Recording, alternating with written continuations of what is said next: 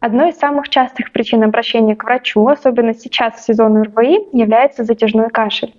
Важно понимать, что кашель– это нужный механизм нашего организма, при котором происходит очищение дыхательных путей от различных частиц. Это может быть пыль, мокрота, слизь. И важно не лечить кашель как симптом, а разобраться, в чем причина этого кашля.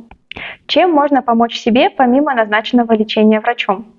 В первую очередь это поддерживать микроклимат дома.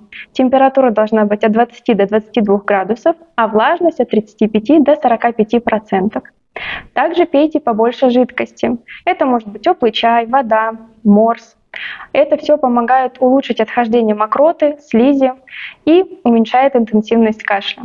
Также можно использовать мед от 1 до 2 чайных ложек в день. Это также уменьшает интенсивность кашля, особенно ночного. Можно рассасывать любые леденцы. Это также поможет уменьшить кашель. И если у вас есть заложенность носа или что-то стекает по задней стенке глотки, промывайте нос солевым раствором. Главное помнить, если кашель беспокоит от 3 до 4 недель, обязательно обратитесь к врачу.